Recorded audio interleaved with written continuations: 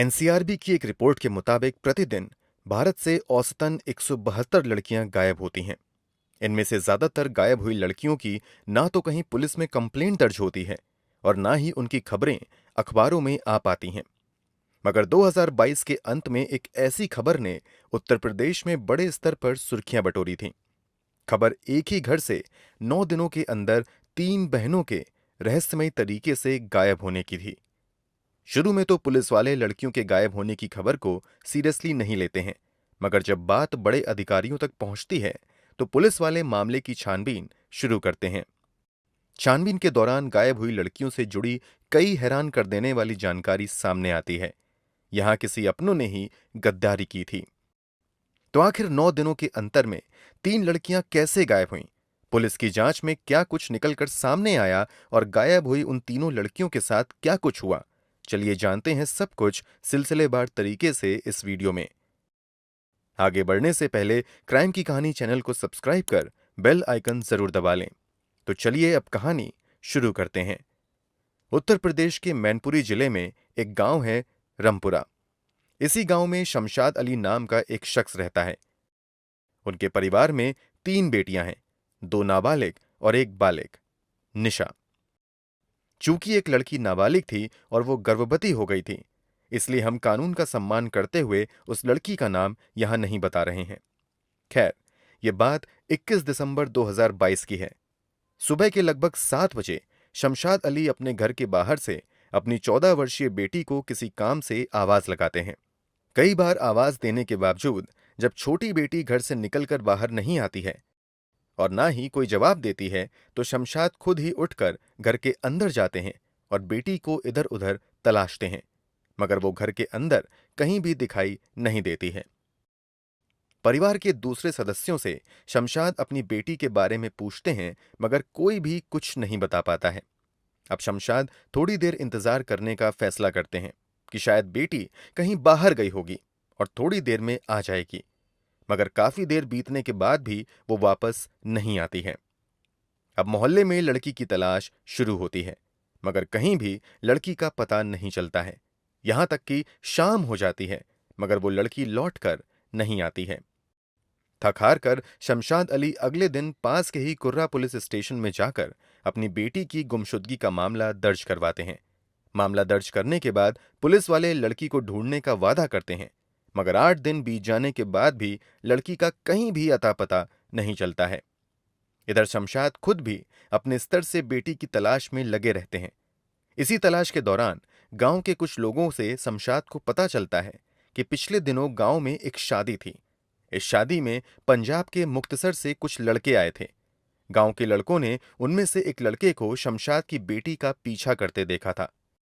इसी जानकारी के आधार पर अब शमशाद पंजाब से शादी में आए लड़कों की डिटेल्स परिवार से लेते हैं और फिर फोन के जरिए उस लड़के से कांटेक्ट करने की कोशिश करते हैं, मगर शुरू में कामयाबी नहीं मिल पाती है।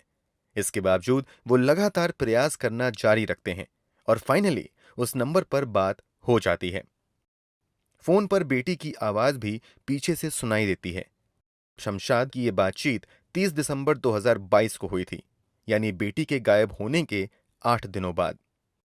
यहां शमशाद उस नंबर पर बहुत देर तक बात नहीं कर पाते हैं और फोन उधर ही से काट दिया जाता है। जल्द ही शमशाद इस बात की जानकारी पुलिस वालों को देते हैं। फिर पुलिस वाले उस मोबाइल नंबर की लोकेशन को ट्रेस करते हैं और इस लोकेशन की जानकारी शमशाद को देते हुए उसे पंजाब के मुक्तसर जाने को कहते हैं। जैसे ही पुलिस वालों से शमशाद को लोकेशन की जानकारी मिलती है, वो उसी दिन अपने 3 करीबी रिश्तेदारों के साथ किराए की गाड़ी से पंजाब के मुक्तसर के लिए निकल जाते हैं। उधर शमशाद पंजाब के लिए निकलते हैं।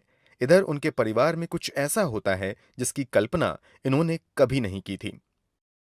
अभी शमशाद घर से निकलकर अलीगढ़ तक ही पहुंचे थे कि उनके बेटे सलमान का फोन आता है कि घर में जो बाकी बची 2 बहनें थीं, वो भी लापता हो गई हैं। इस बार गायब हुई बेटियों में 22 साल की निशा और एक 16 साल की मुस्कान थी। अब यहां शमशाद के सामने दोहरी दुविधा आ जाती है कि वो 8 दिन पहले गायब हुई बेटी को ढूंढने पंजाब जाएं या फिर घर वापस जाकर अभी गायब हुई 2 बेटियों की तलाश करें। शमशाद पंजाब जाने का फैसला करते हैं और वो लंबा सफर तय करके फाइनली पंजाब के मुक्तसर पहुंच जाते हैं। स्थानीय पुलिस स्टेशन में जाकर पूरे मामले की जानकारी पंजाब पुलिस को देते हैं। शमशाद की पूरी कहानी जानने के बावजूद पंजाब पुलिस कोई भी मदद करने से ये कहते हुए इनकार कर देती है कि इस केस से संबंधित कोई भी जानकारी उन तक उत्तर प्रदेश पुलिस की ओर से नहीं दी गई है। इसके अलावा पंजाब पुलिस की ओर से यह भी दलील दी जाती है कि अगर आप स्थानीय पुलिस को लेकर आते तो हम आपकी मदद कर सकते थे। काफी मिन्नतों के बावजूद जब पंजाब पुलिस की ओर से शमशाद की कोई मदद नहीं की जाती है तो वो हार कर पंजाब से वापस लौट आते हैं। घर वापस लौटकर ये सबसे पहले फिर से स्थानीय पुलिस स्टेशन में जाकर अपनी 2 और बेटियों निशा और मुस्कान की किडनैपिंग की रिपोर्ट दर्ज करवाते हैं। जब तक एक बेटी गायब हुई थी, प्रशासनिक स्तर पर मामला ठंडा ही रहता है, मगर जैसे ही 2 और बेटियां गायब होती हैं, प्रशासन अलर्ट हो जाता है। जल्द ही इस मामले में शमशाद मैनपुरी के एसपी विनोद कुमार से मिलते हैं और पूरी घटना की जानकारी देते हैं। एसपी के निर्देश पर जल्द ही तीनों लड़कियों को ढूंढने के लिए 2 टीम बनाई जाती हैं। इस टीम के सामने शमशाद अपना बयान दर्ज करवाते हुए बताते हैं कि 4 नवंबर 2022 को उनके मोहल्ले में ही रहने वाले राकेश की बेटी की शादी थी। इस शादी में राकेश के कुछ दोस्त पंजाब से आए थे। उनमें से एक भरत सिंह नाम का भी लड़का था। आसपास के लोगों द्वारा दी गई जानकारी के आधार पर शमशाद पुलिस के सामने भरत सिंह को ही तीनों बेटियों के अपहरण का मुख्य आरोपी बताता है। उसके बाद कुर्रा पुलिस स्टेशन के एसएचओ शमशाद द्वारा दिए गए मोबाइल नंबर पर कॉल लगाते हैं। एक अधेड़ उम्र का एक व्यक्ति फोन उठाता है। पूछे जाने पर वो खुद को भरत सिंह का पिता बताता है। पीछे से फोन पर शमशाद की छोटी बेटी की भी आवाज सुनाई देती है। वो डरी हुई आवाज में पिता से कहती है कि पापा, अब मैं वापस नहीं आ पाऊंगी। इसके बाद फोन कट जाता है। फोन भले ही कट गया था, मगर अब पुलिस वाले इस मोबाइल नंबर को ट्रेस करते हुए लोकेशन का पता लगा लेते हैं और फिर 10 जनवरी 2023 को शमशाद को अपने साथ लेकर इस लोकेशन के लिए निकल जाते हैं। जब पुलिस वाले पंजाब के मुक्तसर पहुंचते हैं तो उन्हें निराशा ही हाथ लगती है, क्योंकि जो लोकेशन पुलिस ने ट्रेस की थी वहां कोई नहीं था और उस घर पर भी ताला लटका हुआ था। अब पुलिस वाले वहां से वापस खाली हाथ आ जाते हैं और अंधेरे में तीर चलाते रहते हैं। इसी बीच लगभग 1.5 महीने का समय यूं ही निकल जाता है। इस बीच पुलिस वाले लगातार उस नंबर को ट्रेस करना जारी रखते हैं। इसी दौरान एक दिन पुलिस वालों को एक बार फिर से उस मोबाइल नंबर की लोकेशन पंजाब में मिलती है। इस बार पुलिस वाले बिना देर किए तत्काल ही पंजाब के लिए रवाना हो जाते हैं और ट्रेस की गई लोकेशन पर रेड मारते हैं। 4 फरवरी 2023 को इस बार पुलिस को यहां भरत सिंह मिल जाता है। तुरंत ही पुलिस वाले भरत सिंह को हिरासत में ले लेते हैं। इसके अलावा पुलिस को इस घर से शमशाद की गायब हुई छोटी बेटी भी मिल जाती है। पुलिस लड़की को अपने साथ लेकर उत्तर प्रदेश वापस आ जाती है। यहां स्थानीय अस्पताल में जांच के लिए लड़की को भेजा जाता है। जांच में पता चलता है कि नाबालिग लड़की गर्भवती है। लड़की के गर्भवती होने की बात सामने आने के बाद परिवार वालों की ओर से लड़की के एबॉर्शन की मांग की जाने लगती है। इस पर फैसला लेने के लिए एक कमेटी का भी गठन कर दिया जाता है। अब एक लड़की पुलिस को तो मिल गई थी, मगर 2 बहनें अब भी गायब थीं। उन 2 बहनों की तलाश में अब ये बरामद की गई लड़की ही सबसे महत्वपूर्ण भूमिका निभा सकती थी। इसलिए पुलिस वाले उससे पूछताछ का सिलसिला शुरू करते हैं और पूरी कहानी समझने की कोशिश करते हैं कि ये गायब कैसे हुई और पंजाब तक कैसे पहुंच गई। अब पुलिस वालों की पूछताछ में लड़की जो खुलासा करती है, उसे जानकर हर कोई शॉक्ड रह जाता है। पुलिस पूछताछ के दौरान लड़की बताती है कि गायब होने से 3 दिन पहले यानी 18 दिसंबर 2021 को वो अपनी बड़ी बहन निशा के साथ घर के बाहर गई हुई थी। पास के ही बाजार में निशा अपनी छोटी बहन की मुलाकात राहुल नाम के एक लड़के से करवाती है। निशा अपनी छोटी बहन को राहुल के बारे में बताती है कि ये उसका दोस्त है और ये बहुत अच्छा लड़का है। इस मुलाकात के दौरान ही राहुल निशा की छोटी बहन को अपना महंगा मोबाइल, कपड़ा और दूसरी चीजें दिखाता है और उसे इंप्रेस करने की कोशिश करता है। साथ ही उससे कहता है कि अगर तुम्हें भी ये सब चाहिए तो मैं तुम्हारी मदद कर सकता हूं। फिर निशा अपनी बहन को समझाती है कि राहुल की जान पहचान कई बड़े लोगों से है और वो दिल्ली में एक बड़ी कंपनी में भी काम करता है। मैंने इससे अपने और तुम्हारे बारे में बात कर ली है और ये हम दोनों को दिल्ली ले जाकर एक अच्छी कंपनी में नौकरी दिलवा देगा। इसके बदले हमें काफी पैसे मिलेंगे। इन पैसों से हम अपने परिवार की गरीबी दूर कर पाएंगे। इसके साथ ही निशा अपनी छोटी बहन को कहती है कि इस बारे में घर में किसी को ना बताएं। वो कहती है कि जब हमें अच्छी नौकरी मिल जाएगी तब इस बारे में अपने माता पिता को बताएंगे और उन्हें भी अपने साथ दिल्ली में रहने के लिए बुला लेंगे।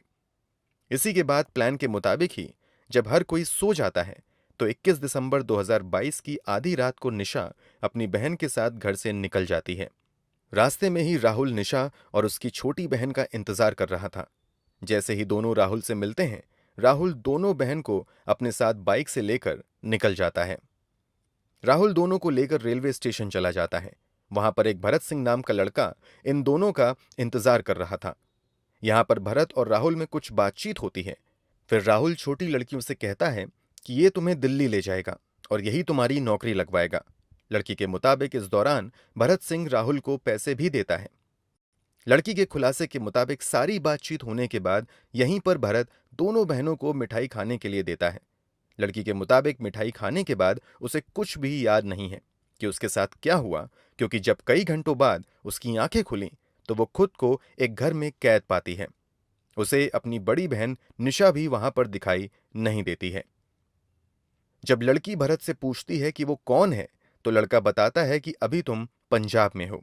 जब लड़की अपनी बहन निशा के बारे में पूछती है तो भरत बताता है कि निशा अभी दिल्ली में है और बहुत जल्द हम तुम्हें दिल्ली लेकर जाएंगे। लड़की के मुताबिक इसके कुछ दिनों बाद भरत उसे पंजाब से दिल्ली लेकर आता है और एक कमरे में बंद रखता है। यहां वो लड़की के साथ जबरदस्ती संबंध भी बनाता है। लड़की के विरोध करने पर कहता है कि अगर तुम्हें नौकरी चाहिए तो तुम्हें ये सब करना ही पड़ेगा। विरोध करने पर भरत लड़की को जान से मारने की भी धमकी देता है। नाबालिग लड़की भरत की धमकी से डर जाती है और वही सब करती है जो वो उसे करने के लिए कहता है। फिर ये सिलसिला कई दिनों तक चलता रहता है। इसी बीच एक दिन एक महिला इस लड़की को अपने साथ लेकर पंजाब आ जाती है। यहां उसके साथ जबरदस्ती जिस्म फरोशी का धंधा शुरू हो जाता है और ये जबरदस्ती का धंधा तब तक चलता रहता है जब तक कि पुलिस इस लड़की को बरामद नहीं कर लेती है। लड़की के बयान से पुलिस को यह आइडिया मिल जाता है कि इस लड़की के गायब होने के पीछे बाकी लड़कों के साथ साथ इसकी अपनी सगी बहन निशा की भी साजिश है। इसलिए पुलिस वाले निशा और राहुल की तलाश में लग जाते हैं। इधर पुलिस निशा और राहुल की तलाश में लगी हुई थी। उधर निशा को छोटी बहन की बरामदगी की भी खबर मिल जाती है। इसलिए वो अपने बॉयफ्रेंड राहुल के साथ हालात का जायजा लेने के लिए एक दिन चुपचाप मैनपुरी आती है। पुलिस वाले पहले से ही निशा और राहुल की तलाश में लगे हुए थे तथा इन दोनों की एक एक एक्टिविटी पर भी नजर रखी जा रही थी।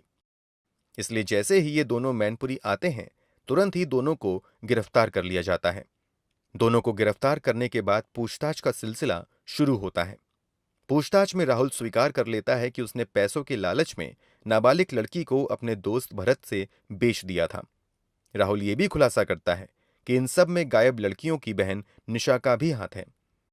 इन दोनों से पूछताछ में खुलासा होता है कि असल में निशा और राहुल साथ में मिलकर बहुत ज्यादा पैसा कमाने का प्लान बनाते हैं। राहुल निशा को अपनी बहनों की किडनैपिंग का आइडिया देता है। फिर निशा बॉयफ्रेंड के कहने पर अपनी ही दो छोटी बहनों को जिस्म फिरोशी के धंधे में धकेलने का घिनौना प्लान बनाती है। फिर इसी प्लान के तहत निशा सबसे पहले अपनी छोटी बहन को साजिश के तहत नौकरी का लालच देकर पंजाब भेज देती है और फिर उसे पंजाब भेजने के 8 दिनों बाद अपनी दूसरी बहन को लेकर चुपचाप 30 दिसंबर को घर से लापता हो जाती है। इस बार राहुल निशा के साथ आई छोटी बहन को राजस्थान के एक लड़के से बेच देता है। पुलिस वाले अब उसकी एक बची हुई गायब लड़की की तलाश में लग जाते हैं। निशा तथा राहुल द्वारा किए गए खुलासे के मुताबिक ही पुलिस वाले अपनी जांच आगे बढ़ाते हैं। फाइनली कड़ी मेहनत के बाद 6 अप्रैल 2023 को राजस्थान से गायब हुई तीसरी लड़की को भी बरामद कर लिया जाता है। तीनों लड़कियों को बरामद करने के साथ साथ भरत सिंह, राहुल और इस प्लान में शामिल निशा को जेल में भेज दिया जाता है, जबकि बाकी 2 लड़कियों को न्यायालय में पेश करने के बाद माता पिता के हवाले कर दिया जाता है। जो नाबालिग लड़की गर्भवती हुई थी उसके एबॉर्शन को लेकर माता पिता लंबे समय तक एक अधिकारी से दूसरे अधिकारी के पास चक्कर काटते रहते हैं, मगर लंबे समय तक इस पर कोई भी फैसला नहीं हो सका था। लड़की के एबॉर्शन के लिए लड़की के माता पिता ने कई सामाजिक कार्यकर्ताओं की भी मदद ली थी। इसके बावजूद लड़की का एबॉर्शन हुआ या नहीं, इस बारे में काफी रिसर्च के बाद भी कोई जानकारी निकलकर सामने नहीं आ सकी। दोस्तों, मुख्य आरोपियों के साथ साथ निशा जैसी कलयुगी बहन को क्या सजा मिलनी चाहिए? कमेंट बॉक्स में जरूर बताएं। अगर आपको हमारी मेहनत पसंद आई हो तो इस वीडियो को लाइक करते हुए शेयर भी करें। अगर आपने अब तक क्राइम की कहानी चैनल को सब्सक्राइब नहीं किया है तो जल्दी से चैनल सब्सक्राइब कर बेल आइकन भी दबा लें। क्राइम की दुनिया से जुड़ी ऐसी ही कहानियों के लिए हमारे साथ लगातार जुड़े रहें। धन्यवाद।